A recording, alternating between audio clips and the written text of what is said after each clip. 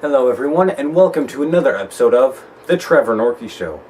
I'm sure by this point most people have realized that no, I'm not going away anytime soon.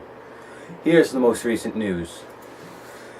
Spring sports are starting on Monday, and pretty much everyone who signed up for track had no clue that they would be starting less than a week after sign up. So let's just say the doctor's office is going to be busy with physicals this week. The juniors took the ACT this week, along with the MME and the work keys test. That's good for them, but the rest of the school didn't seem to be happy about it due to the extremely annoying schedule. It seems that the office couldn't help but play this music one more time.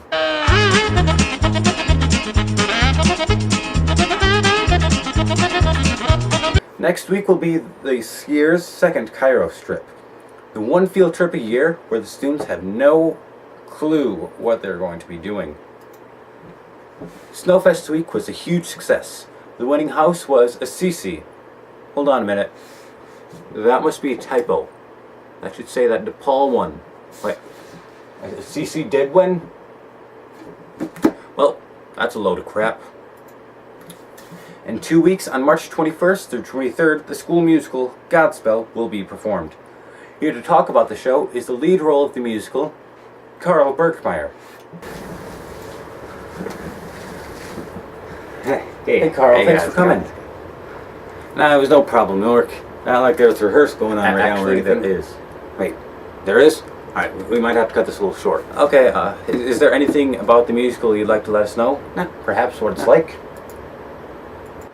Well, how about this? Well, could you tell us, do you ever feel bad about taking all the roles from, those people who, really want those roles? Actually, I do have a song about that. Want to help out? If I know it. Okay, here goes.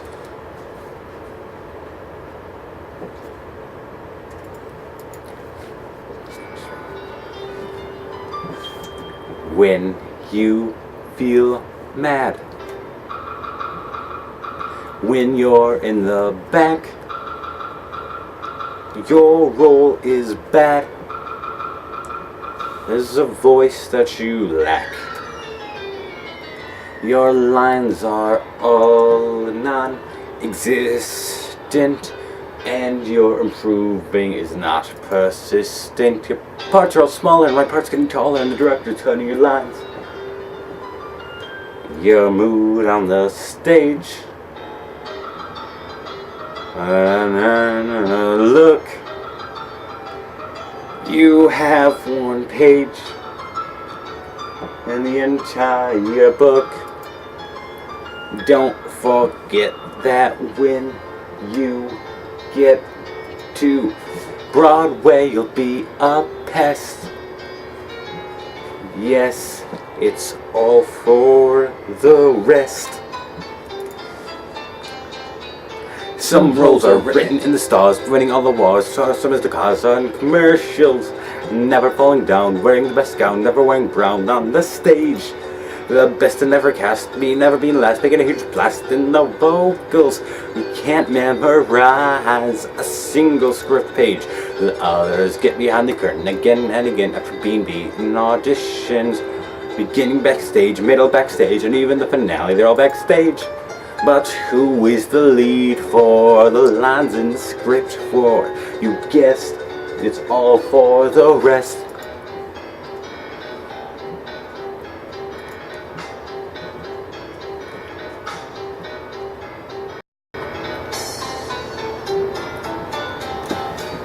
When you feel bad for stars, running all the when you're in the back, and your role is bad. Falling down, wearing the best there's a voice that you lack on the stage. Your lines are all non-existent, and your improving is not persistent. Your parts are small, and my part's getting tall, and the director's cutting your lines. Others stay behind the curtain again and again. Have a good look. Beating an audition. You have one page backstage, middle backstage, and even now they're all backstage. Don't forget that when you lead to Broadway, you'll be a pest. You guess. Yes, it's all for the rest.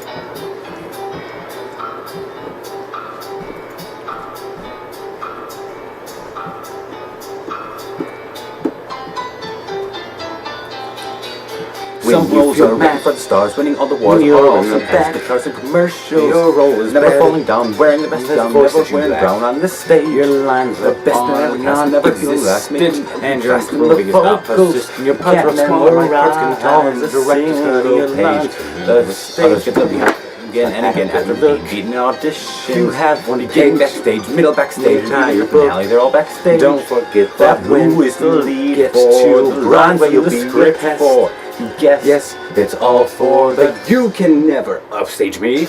Yes, it's all for the. All your lines will be crossed out. Yes, it's all for the. Someone's got to sing back up.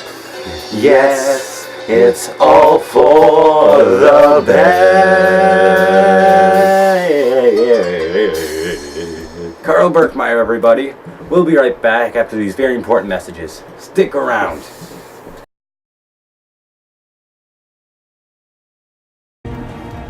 Throughout the past few years, Hollywood has come out with several new movies based off of childhood fairy tales, and all of these seem to suck. Some of these movies are Red Riding Hood, Jack and the Giant Slayer, Snow White and the Huntsman, Beastly, Hansel and Gretel, Alice in Wonderland, and who can forget the most terrifying one of them all, Jack and Jill. But this summer, director Tim Burton presents to you the next movie to ruin all bedtime stories, The Three Little Pigs. After his two brothers are killed, the third pig, Killer, can do nothing but hunt down the big bad wolf. So, what brings you in this neck of the woods?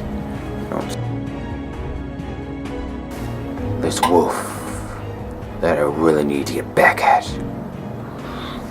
Oink! Join Killer on his epic quest to kill the wolf. Starring Nicolas Cage as Killer the Pig. And starring Sarah Jessica Parker as the Wolf. The Three Little Pigs. This summer. Yeah! Welcome back. Last weekend, the bowling team went to their state competition, which means that this will be the end of the bowling team for this year. Let's take a moment to remember all of the good times we had with the bowling team on this show. The bowling team would like you to know that they won their meet on Wednesday against Eaton Rapids. Says the rest of the school, no one cares. Lumen's newest student said something rude about the bowling team. I would like to recant that statement, because I actually do like the bowling team. That's right, guys. I care. I vow to never say a single thing about the bowling team again on the regional competition yesterday and won. Next week they will be moving on to states, where they will do it again, but this time without bumpers. Yeah, that's it. Which means I need a new joke for the show. Wait a minute. Track starting. Found it. This week, all the students registered for classes. Of course, the classes are just going to be shuffled like a deck of cards again, so I guess it didn't really matter anyways. This week, a severe illness started to spread across Lumen, and is called a plague. Here to talk about it is a very special guest. Wait, he's sick too? Well, I guess it really is that bad. We have now reached the point in the show where I answer some of my viewer mail. My first question is from Darren Good. Darren asks, how high can you play on your saxophone? Pretty darn high. The highest note I've ever played is the A flat above the first A flat with the octave key, so yeah, pretty darn high. Lori Sexton asks, where is the hidden swimming pool? Alright, listen and listen carefully because I'm only going to say this once.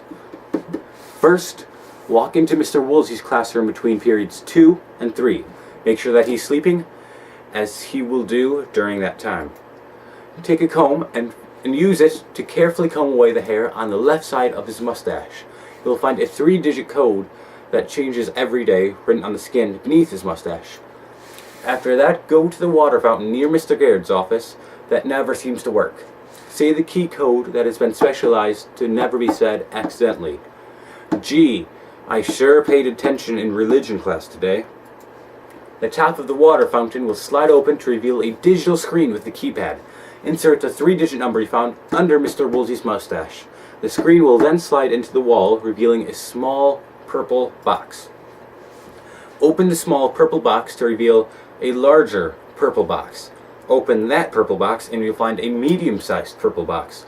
Open that purple box to reveal the first purple box that magically appeared back inside. Open that purple box to reveal a small purple key.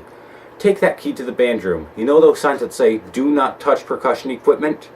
Those are there for more than one reason. Go over to the timpanis. Go to the one second to the left. Look towards the base of it, and you will see a keyhole. Insert the key into the hole, and the top part of the timpani will be unlocked. Lift that part up to reveal another hole. This hole is huge, and it seems to be endless, but that is only an illusion. It has been tested to be safe. Lift yourself into the timpani and let yourself drop. You will immediately land on a trampoline, so be ready for that. Like about half the rooms in Lumen Christi, the lights in the room that you appear in are on 24/7. This is the room with the pool. Take your time swimming. Then after that, when you're finally done, go up the stairs located in the room. These will lead you to room 102 that no one goes in, ever. The door will lock behind you, so if you forget something, you have to go back through the timpani. Also, please note that if you accidentally go in the timpani second to the right, you're going to have a bad time. Also, for the person who wrote this as a question, please note that I do not read English runes, so quit trying. Bondo. That's all the time we have today. Tune back in 6 weeks after my mid-season break for another episode of The Trevor Norkey Show. Thank you, and wear a smile.